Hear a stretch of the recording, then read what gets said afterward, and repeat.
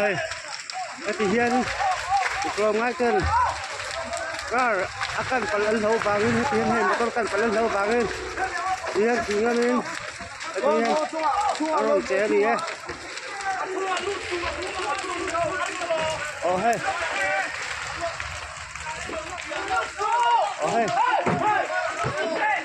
ini boleh mak ni hey motor ni akan palang sama ikrom ngai mai he ni oh ala sok hi kha me oh hey hian oh hey hian nó vấp cần phải tỏ xí rồi pha như sầm hi pasare November sáng hi tăng á dương làm đan các đại chân về hiên in arong kang á Buklang South Chu Longkai district anh ya đây thì hiện trường ngoài trên anh thử nè anh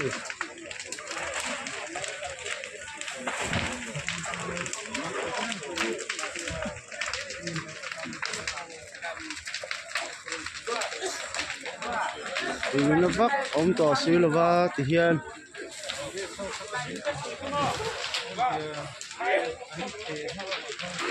tính bằng phiếu cấp như này oh hay hian arep lampang alia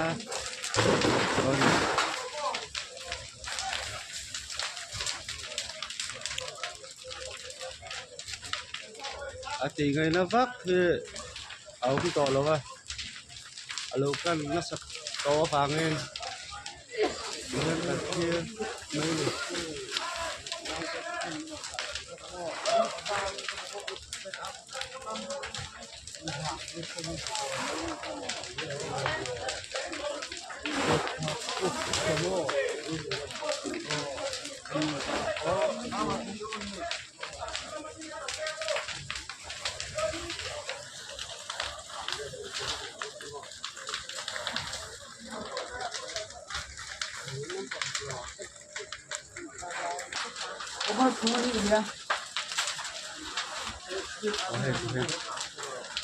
thì nó vắt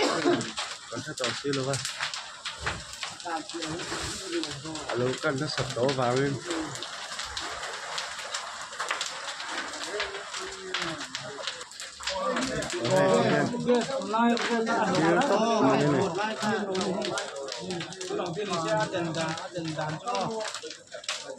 bữa lại hiền trong cái tấm trà gốc sơ cổ mà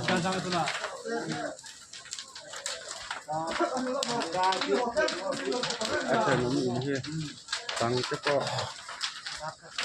aku benar anh nào rồi cho cả tay rồi đó hả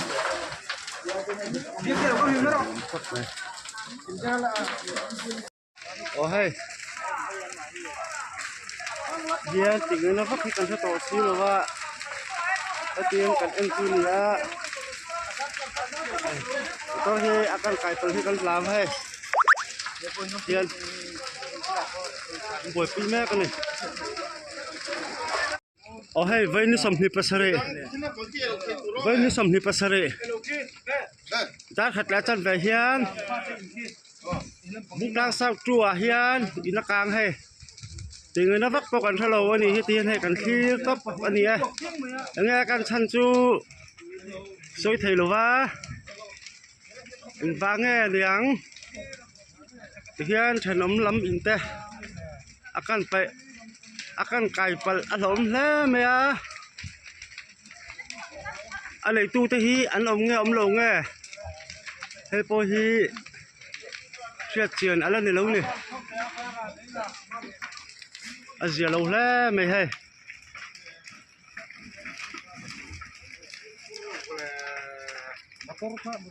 Buklang South Chu ani Longkai district begini sampai pasar ganti terus อินกลางตุงนาเฮียนเฮ้ยอาเสียลงเลยเฮ้ยตุงนาเฮียนอินกลางเลยบุ้งกลางเสาจูอารับคลักเลยไม่เฮ้ยอินกลางเฮ้ยอาติงนักอาผมหลงโอ้ไอ้อาบาลวกสดบุลคานียตุนาเฮียนtu mà chung nó lột rồi vẫn liền ra yo มาเป็นที่เลี้ยงจาน vẫn đi sầm hi pasari โอ้ให้วันนี้นี่สมหิตประเสริฐจานดาร์ยังขัดมั้ย dar khat le me sầm hi pathum ดาร์ขัดแลมนี่สมหิตปฐุมเลย puak ring va ไอ้อากางสักขบไหม thâu vết rô เฮ้ยตุนาเฮียนอินกลางอ่ะดิ